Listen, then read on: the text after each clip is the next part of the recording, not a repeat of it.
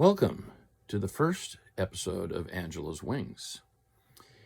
My name is Bentley, and I'll be your guide through Angela's journey into the sky.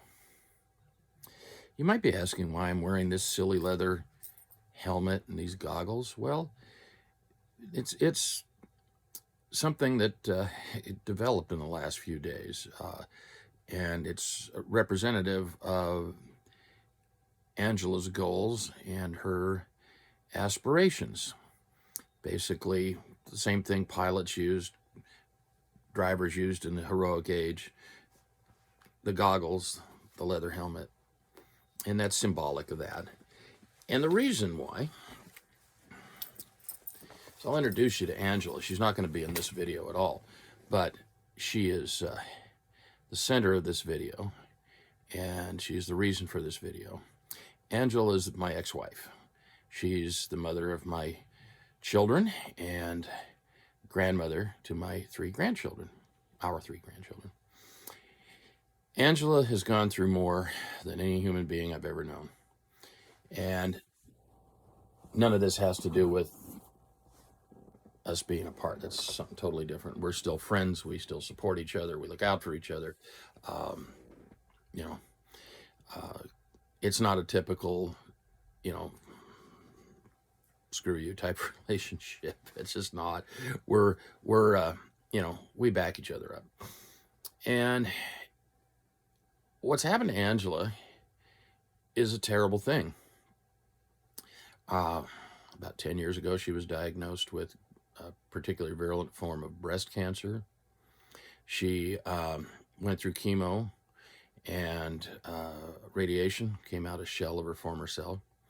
But she kept fighting back. And I'm going to just read from this little narrative that I wrote that's going to be on the YouTube page that you'll be watching.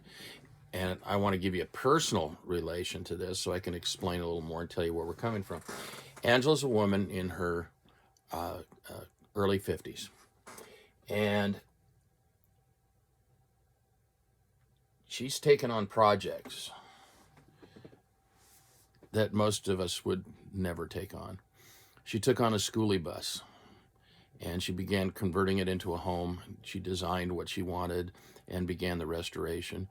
Unfortunately, cancer and chemo leaves you rather weak, and she just didn't have the energy to get the project completed and work at the same time. Now, she sold the bus at a very nice profit, so she bought a nice little trailer, and she had it set out in the country with her pets.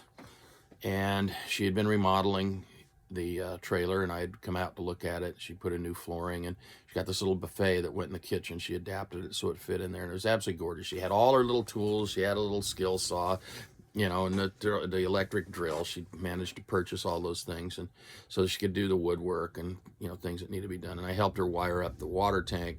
The one that was in it was under a couch that was horrible. And we got that out of there, cleaned the tank up real nice and neat, and hooked it back up in a different location. And, bada boom, bada bing. Now she's got her water out there. Well, last year on my son's birthday, it was June 5th, we had planned on having a party on June 6th on Saturday. But June 5th, she was all proud of herself. She sent me a text, wow, I've got hot water, I'm taking a bath, and that's the last I hear from her. A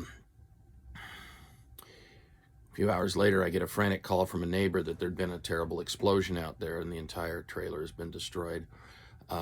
She managed to get out. There was burned badly, and she was taken by ambulance to the local hospital and later life-flighted to Harborview Medical Center in Seattle, which is one of the best burn units. But the long and short of it is, burns over about 70% of her body, and it wasn't long ago that was considered fatal. Well, this little fighter made it through. So fast forward a few months with all this horrible treatment and everything that has to be accomplished in order to get out of the hospital, get out of the burn unit. She's at my house, and she's recuperating and visiting with her grandkids, and gets to find out she finds out she has a new grandson coming in January, which she's very excited about. and it was a great delivery, and well, they had some complications, but it's great to have him come home, and she loves her grandkids, but you know sometimes in life that's not enough, and she wants something to do. So we jokingly say that, well, lion taming and mountain climbing are out of the picture, but last night, which was her, what was it here? Let me look here. I got to make sure I get my numbers right.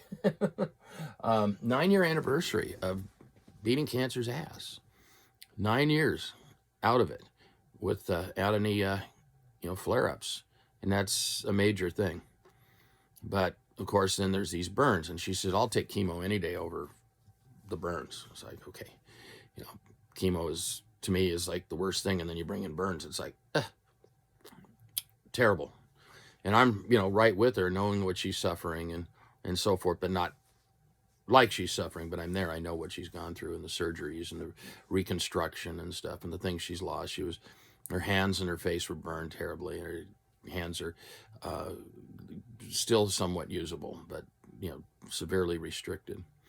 But we're sitting down last night and we're talking. She says, the anniversary's coming up of the explosion, and her cat and her chihuahua survived, but her bulldog did not. She didn't make it out, and she still thinks about that. And we're talking about the anniversary of it and what's happened and what's going on. And she says, I need something to do. I really need to do something. And I said, we got to think of something.